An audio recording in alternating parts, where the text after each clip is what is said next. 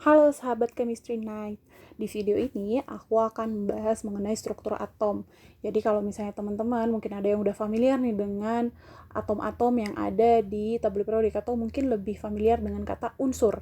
Nah, jadi di unsur-unsur itu mereka itu punya yang namanya proton, elektron, dan neutron. Nah, jadi misalnya unsurnya apa nih? Unsurnya X misalnya. Terus di sini tuh ada angka. Kalau misalnya teman-teman lihat, biasanya tuh ada angka di bawah dan di atas. Nah, yang di bawah ini kita sebutnya sebagai nomor atom. Nah, sedangkan yang di atas ini dia disebutnya nomor massa.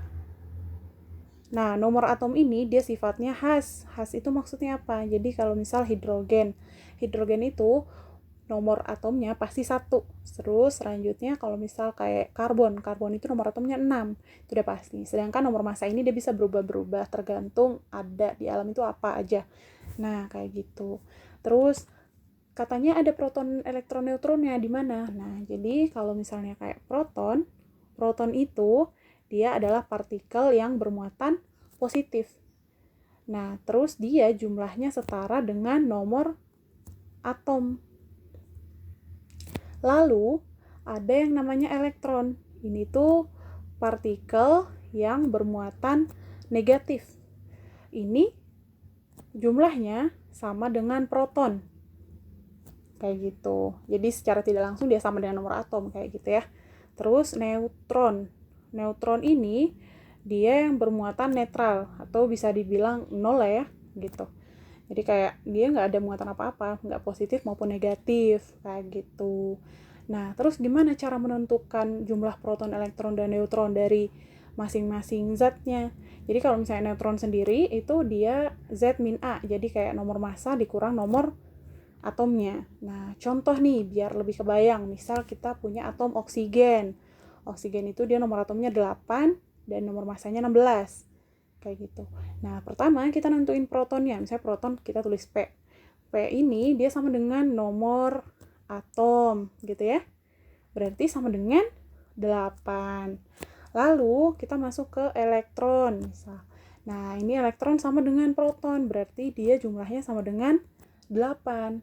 Nah, neutronnya itu adalah nomor massa dikurang nomor atom atau misal proton gitu ya. Berarti sama dengan 16 kurang 8. Berarti ada 8 juga gitu ya. Nah, terus gimana kalau misal dia bentuknya ion? Nah, di sini itu ion itu artinya ada yang serah terima elektron. Jadi elektronnya itu berubah. Nggak sesuai sama kalau misal dia keadaannya netral seperti ini. Jadi tetap nomor atomnya sama, nomor massanya sama nih. Nah, protonnya itu kan selalu tuh sama dengan nomor atom. Ini tetap 8. Ini tuh tetap ya. Nah, terus selanjutnya elektronnya. Nah, kalau misalnya elektron itu minus, ini artinya elektronnya itu diterima. Ini dia menerima elektron gitu ya.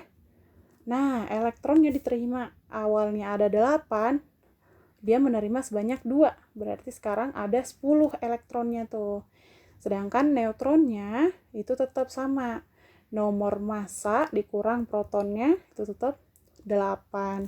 Jadi ingat ya, negatif, ion negatif itu berarti dia menerima elektron sebanyak kenegatifannya dia. Jadi kalau misalnya minus 2 berarti menerimanya 2. Kalau minus 3 berarti menerimanya 3. Sedangkan kalau ion positif itu artinya dia melepas gitu ya. Jadi positif, dia baik hati nih, dia mau memberi elektronnya. Nah, berarti nanti jumlah elektronnya dia berkurang dari yang seharusnya, seperti itu. Nah, sekian dari penjelasan aku, semoga bermanfaat. Kalau misalnya punya manfaat di teman-teman, silahkan di-subscribe channel ini biar dapat informasi setiap aku mengupload video, di-share sama teman-temannya, terus di-like juga, di komen juga. Terima kasih.